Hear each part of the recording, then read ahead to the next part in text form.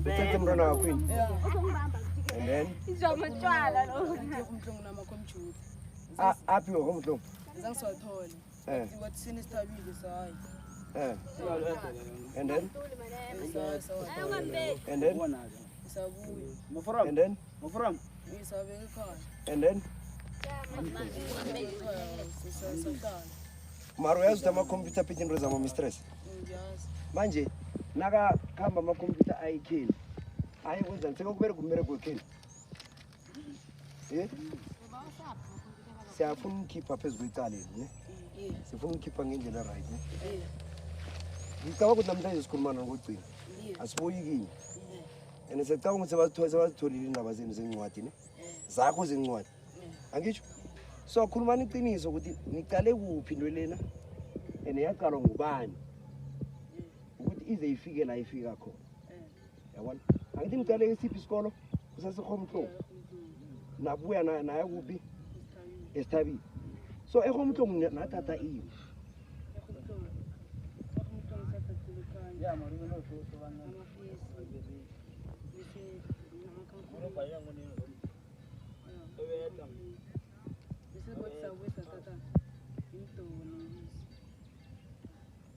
nabuya nakwesithu alright sipho ekhomhlobo nathatha ini Inface.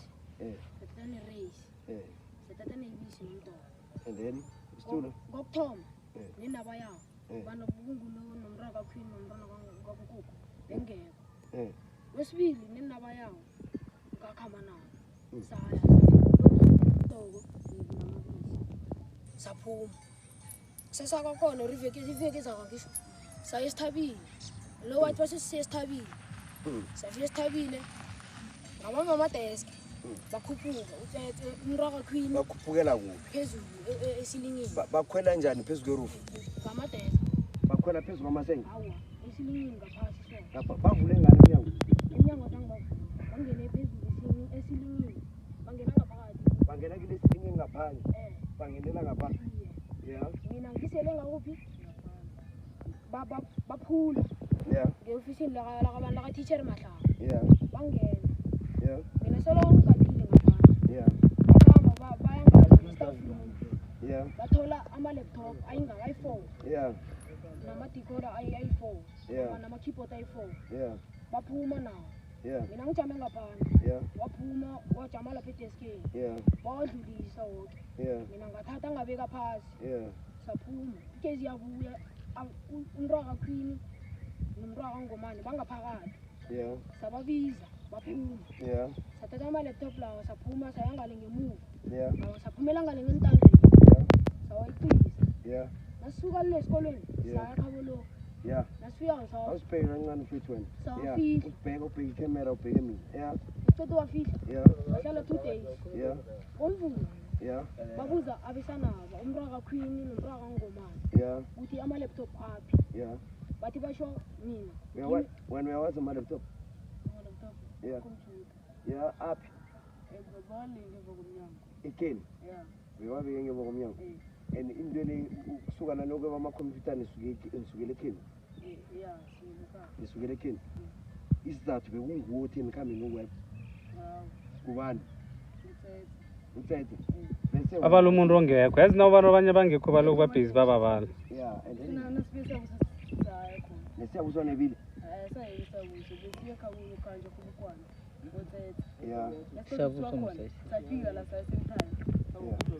ekhobukwana uthethe usekhobukwana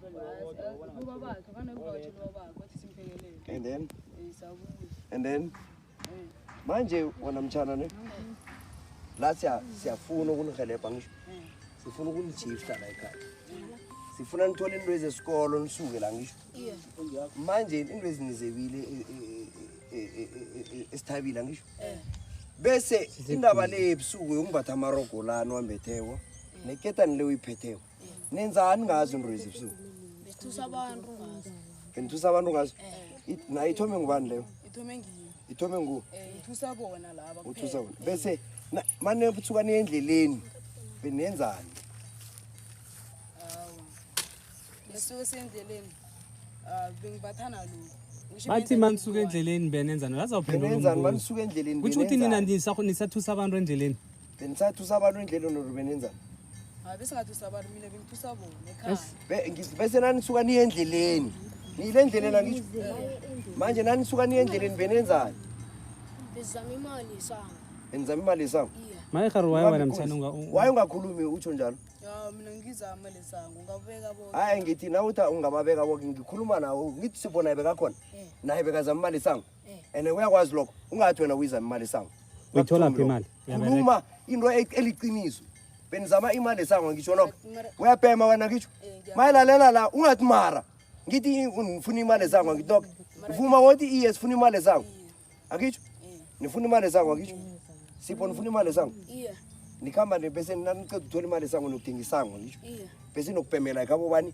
ekhabo lowa ngisho angisho bese abantu niwagijimise ebusuku abanye yabazi abanye siyabazi abanye anibazi ngithi abantu nibagijimise ebusuku abanye niyabazi abanye anibazi mara niyazi ukuthi eThabana sekunomuntu obhubhileko siyazi niyakwazi lokho so ubhubhe ngendlela enjani umuntu loyo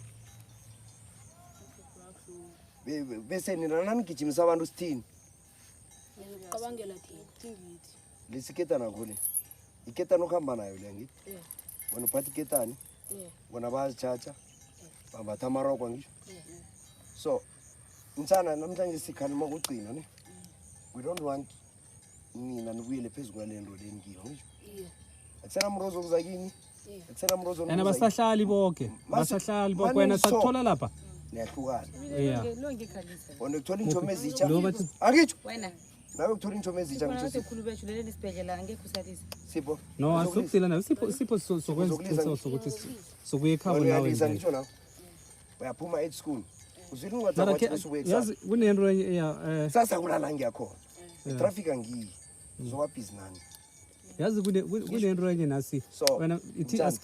askisi mtaribeni kancane Yeah. kunombuzo nakho sometimes nginokufuna ukubuzisisa ukuthi mthanda khe wafanisa something ngithi wathi kuya ngendlela akwenzeke ngakhona mhlambe wena ungatsho ukuthi kunama possibility ukuthi kwenzekile ukuthi abangani bakho abanye bayazi ngendaba bokushona kakasipho ngithe maybe kungenzeka kungenzeka. yini lokwenza ukuthi uqhuqhuzela lokho ngoba siphatha amaphanga beniphatha amaphanga ngiphatha amaphanga la beniwaphatha for ukwenzani for ukuthusa abantu ngephanga umuntu ukhe wathuswa ngephanga hawu sizanye ukucabanga ukuthi abangani bakho mari uyayibona okay wena lesikhathi kuthathwa amaphanga niyazi ukuthi ujabu ukhathwa imini beningekho asithi ukuthi asitsho asikaniboni then nicabanga ukuthi asinabufakazi mara ngiyini eniphatha amaphanga nenzani nikhamba nebusuku nithi ngamaphanga niyabathusela ungathusela umuntu ngephanga hawu so iphanga lawo ngubani khe namgijimise ngephanga kungibalelwe one sisho ntizinya bakhumbula ubani oyi-one khe namgijimisa ngilabo bangalo kwabaloyi benibagijimisa nifunani kibo besibahuka ngephanga okay babaleka ubani wakwabaloyo lo niyamazi ubani umalungu nozumu umalume nozumu bangani beni uyi-one uzumu umngani namgijimisa ngephanga ebusuku mara iphanga nilithethe kabobani nizwile ukuthi ujabu ukatshiwe ngephanga iphanga nilithethe kabobani bangitshelile bakutshele nini thanga uthizeni nabakutshela ucabangeni ucabanga abangani bakho ucabangele bona wabona ukuthi ngibo abakwenzileko lokho ngubani ucabanga ukuthi mhlambe udangerous ngaphakathi kwabo bokho ukuthi angakwenza nakafuna imali okubhena na ucabanga ukuthi lo unganakho lo unaye lo nabanye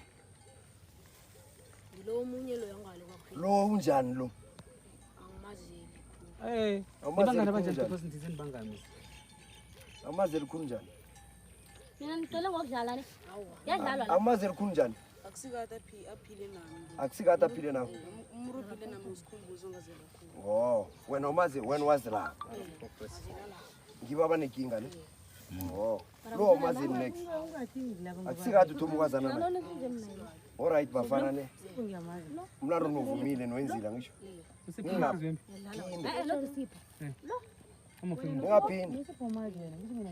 nibona umphakathi ayizolo besulawula nifuna siuchaphulule nifuna siuchaphulule uze kini hawa siuchaphulule hawa uyazi uma singawuchaphulula ungathutha la yazi ungathutha unjani ungathola ukuthi ungasekho emhlabeni yayibona so le nto eniyenza khafuleni today Siyazwana? Yeah.